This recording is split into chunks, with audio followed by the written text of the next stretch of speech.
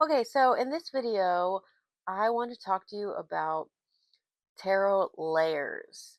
And I have developed or put together a list of 22 layers that has to do with your tarot study development. Okay. And the layers are from 1 to 22. And for the most part, you can, depending on your level of knowledge, um, you can graduate each layer. Okay, so the first layer is really simple, and I'll get into what all the layers are in a second. But and then once you know all of that with that layer, you graduate to the next one, and the next one, and the next one.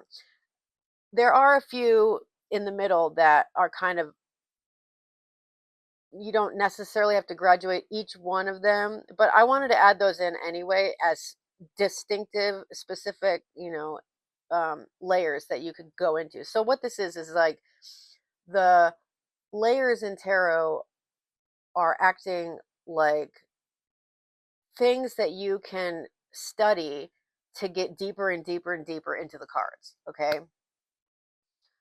And we are going to begin with layer one. Now, I have my notes over here and I'm going to be looking at that every now and then. Okay. So, layer one is recognition, which means what card is this? The name, the suit, the number, or the court rank, right? Like, literally, what card is it? The sun. Okay. It's a major. Yep, I know what it is. Recognition. Layer number two, traditional meaning. What is this card generally known for? Keywords and upright ideas, reversed as well. But that's a whole layer in itself, which actually I should have made that a layer too. But anyway, it's not. So let's just add it into traditional meaning here and common interpretations, you know. Um, Layer three, story. What is really happening? Who is here? What are they doing? What is the sequence of events? What is happening before this moment and what might happen next? And I'm holding up some cards here just so you can look at while I'm talking. I might reference the card and what's in it if I find it useful to the video. But I'm just holding, the cards up just so you can have something to look at as well. This is the Cosmic Slumber Tarot. Okay, so layer number four is symbols. What symbols are present? Animals, objects, plants, architecture, celestial bodies, weather, clothing, colors, that kind of thing. This is very limited on the symbols, maybe the color. Okay, layer five, symbol relationships. What are these symbols doing together? How do they support each other? How do they contradict?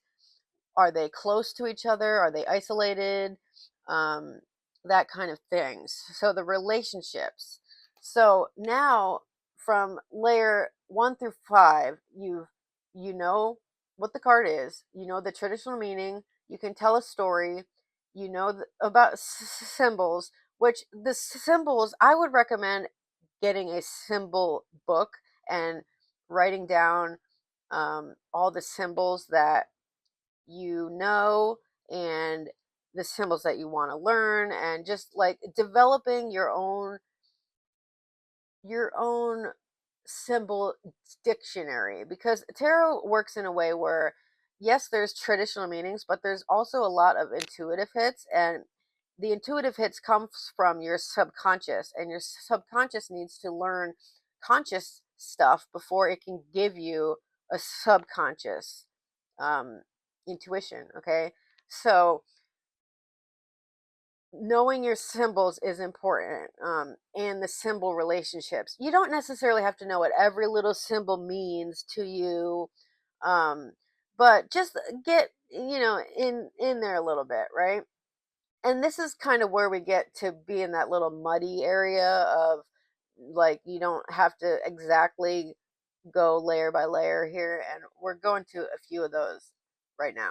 Okay, so layer six, composition. How is the eye being guided? A focal point, foreground and background, left and right, empty space, symmetry, and framing. Okay, so that's really intuitive depending on the card, and what that means.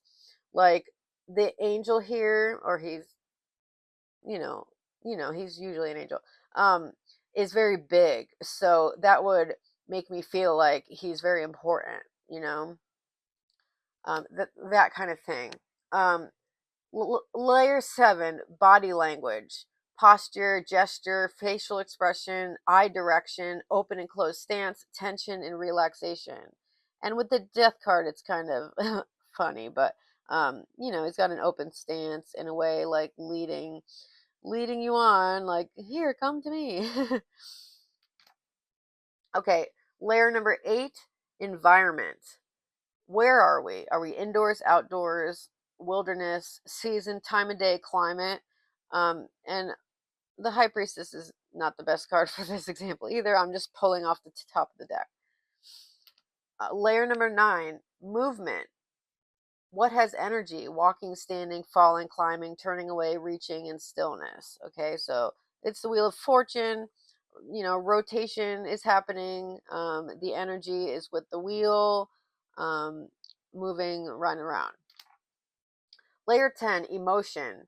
What does this card feel like? Not what it means, what does it feel like? Like this card, it feels like they're all sharing a nice moment here, all together, filling their cups, which I think that's really precious.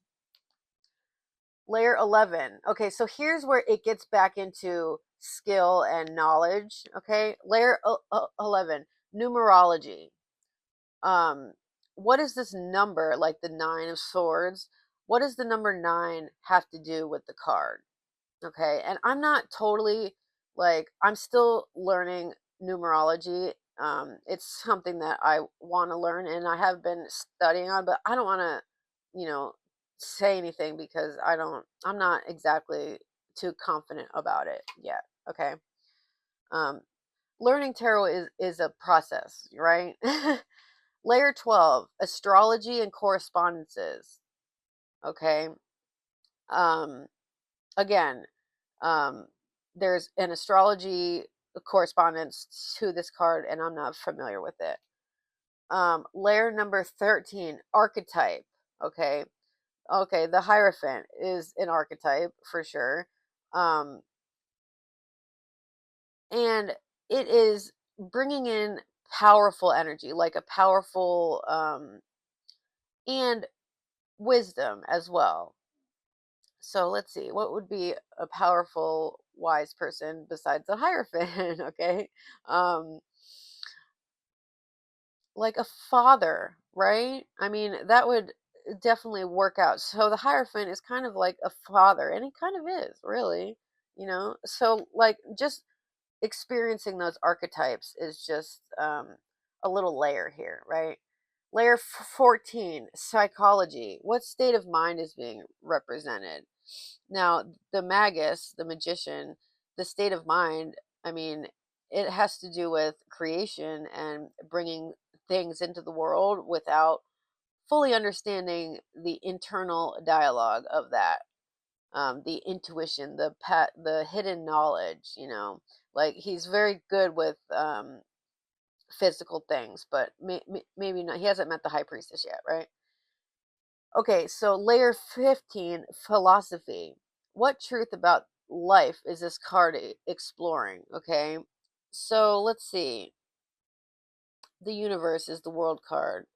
So stepping into, it looks like she's stepping past here into a new um, place in your life. And I definitely feel world card energy in my life right now. I don't know if you watch my TikToks or not, but if you haven't, yeah, go over there and check them out. Okay. Layer 16. Wait, did we do what we did? Psychology, yeah, okay, sorry. Layer 16, deck philosophy. um, about what is this deck in particular trying to tell you? Like, what is it trying to portray as a whole? right? And you have to look at a lot of the cards to get to know that. Um, Layer 17, artist decisions. Why did these artists choose the colors, the perspective, the clothing, the landscape, and the symbols? And this is very you might not know this like with a guidebook, but you might just pondering these ideas maybe will help you try to understand the deck better. And if I wasn't clear, these layers are about getting to know new decks.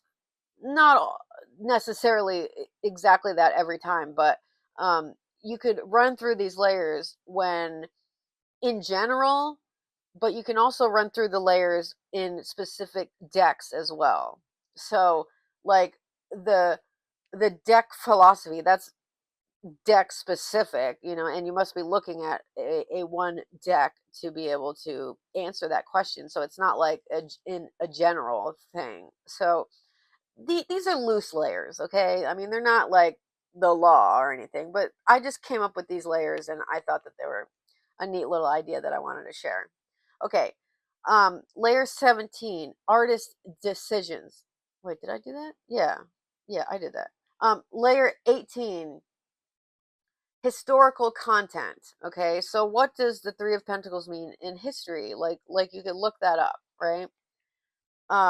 Layer 19, comparative study. How does this deck compare to other decks? And a good way to do that with these, or with a deck, or two decks, or three decks, or four decks, 10 decks, is to pick one card, like the Ace of Pentacles, out of 5 or 10 decks and look at them all and look at what they showcase in each card and what is all similar and what isn't, right? So you want to catch the similarities that tell you about what the cards that, okay, so like the Ace of Pentacles, if you remove that pentacle, it's not really an Ace of Pentacles anymore, okay? So just um a thought there. But if you, I'm trying to look at another card, but if you compare the Four of Swords, if there's not a person sleeping there,